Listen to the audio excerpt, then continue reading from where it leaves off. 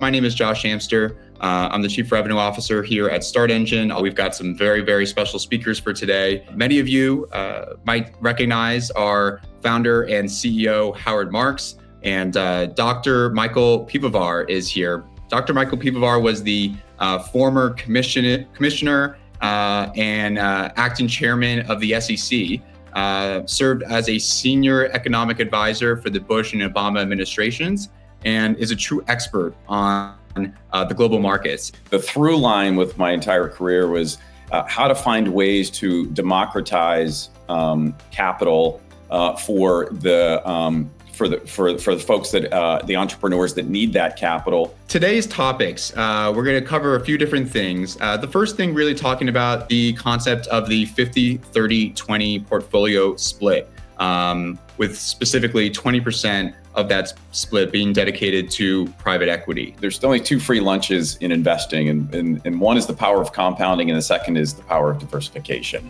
The only one you really have control over is diversification, because compounding is what it is. It's a great thing.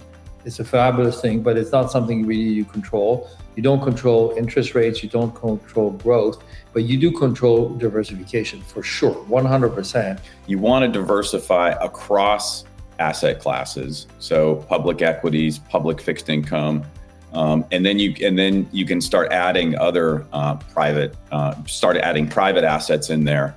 And again, it depends on the investor's horizon, how much, right? I don't know what the right number is, but for many people, it's not zero to be invested in private in private companies. That's where a lot of new growth opportunities are, and if you don't have them in your portfolio, you're not fully diversified. Diversification is so critical to any of these conversations, because no one can be a perfect stock picker. It depends on the investor's horizon, how much, right? I don't know what the right number is, but for many people, it's not zero to be invested in private in private companies. Larry Fink, who's the CEO of BlackRock, introduced a concept that is another very important concept, is that in the past, the recommendation is you have to have 60% in equities, stocks, funds, ETFs, mutual funds, and 40% in fixed income,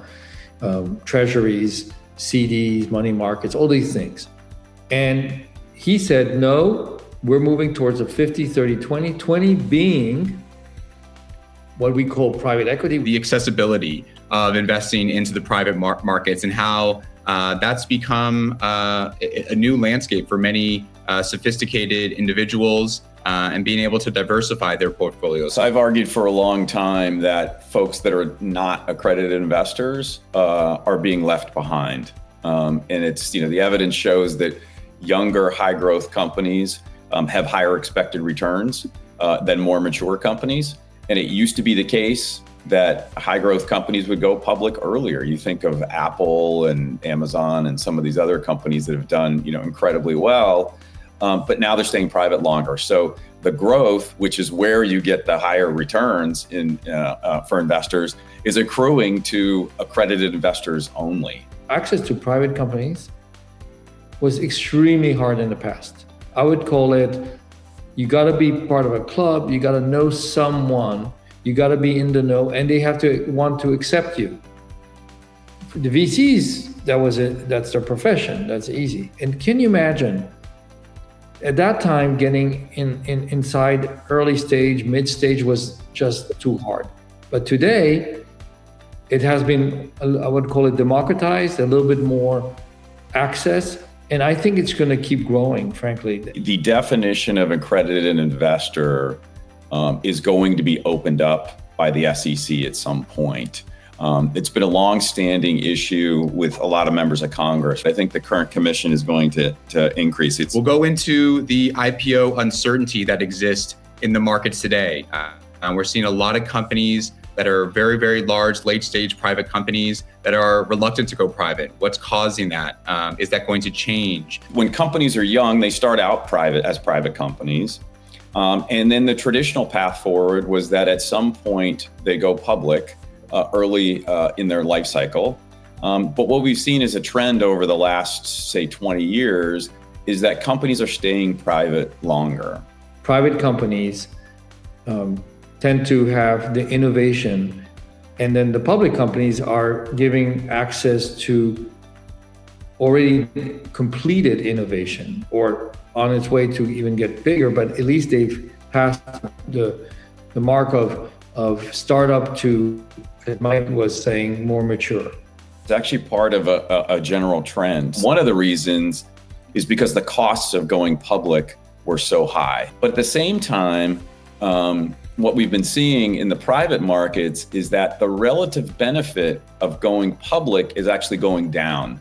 Said another way, the private markets are starting to replicate a lot of the benefits of what the public markets did, right? So as I mentioned, why would you go public? Well, one was you needed a liquidity event. Now with private markets, the volume of secondary transactions has been going up, and so you can get that. So private markets are stepping in and filling that need for the things that it used to be only public markets could serve. We're going to talk about the secondary markets, platforms like StartEngine, how we and others are unlocking investment opportunities into private equity.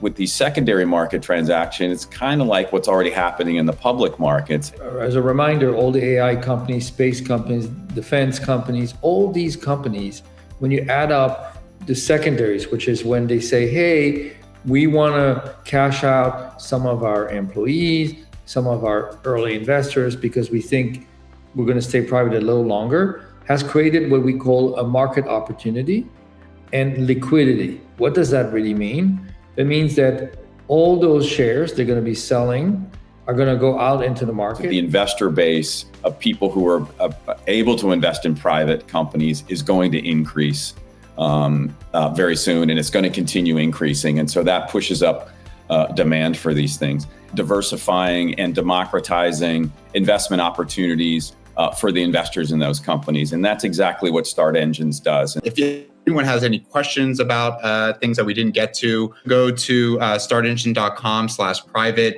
and book a call with somebody on our team today.